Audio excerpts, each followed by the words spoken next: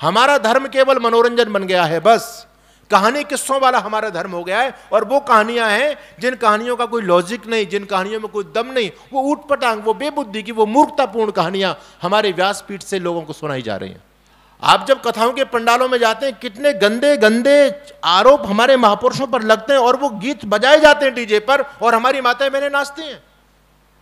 अभी कावड़ यात्रा निकली, वहां हजारों की संख्या में नौजवान और नवयुवतियां भी आजकल जा रहे हैं, जिनको भोला और भोली बोलते हैं। वो जाते हैं और आगे आगे डीजे चलता है और वो नाचते चले जा रहे हैं। वो चिलम के नशा में धुतते हैं, बहुत से शराब के नशा में धुतते हैं और नाचते चले जा रहे हैं। महानुभाव, हमारे जो धार्मिक यात्राएं निकलती है ना, उन पर आक्रमण किया जाता है इस देश के अंदर। आपने मेवात के अंदर देखा, अन्यत्र सभी देखा है, हमारी धार्मिक यात्राओं पर आक्रमण होता है, हम मैदान छोड़ करके भाग जाते हैं, हमारी कोई तैयारी नहीं है। दूसरी तरफ उन लोगों को देखो, उनके मुहर्रम में तलवार चमकती चली जाती हैं, प्रदर्शन करते चले जाते हैं वो लोग, नानचा को देखो, तरह तरह के प्रदर्शन होते हैं। उनमें लोग ये कमर नहीं मटका रहे वहां जाकर के भाड़ों की तरह। उनका धर्म मनोरंजन नहीं है।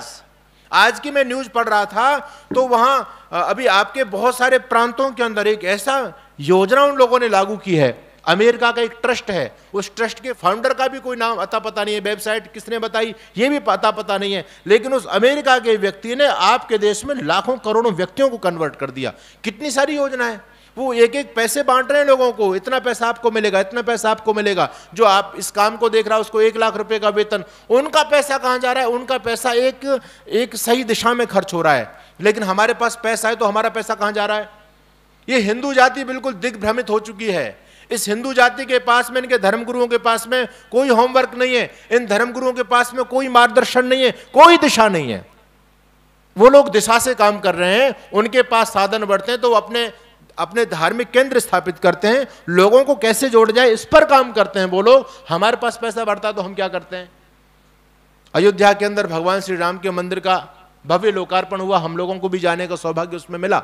गए तो उस दिन से ही लाखों लाखों लोग वहां पर जा रहे थे।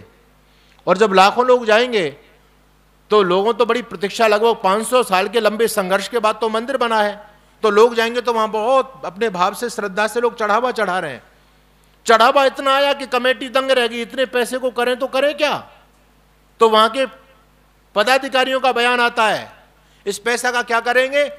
इस पैसा का हम ये करेंगे कि जो प्रसाद में लड्डू दिए जाते हैं, जो देशी घी के लड्डू बांटे जाते हैं, उनकी कॉस्ट ज्यादा पड़ रही है, अब हम अपने लड्डुओं को सस्ता करेंगे।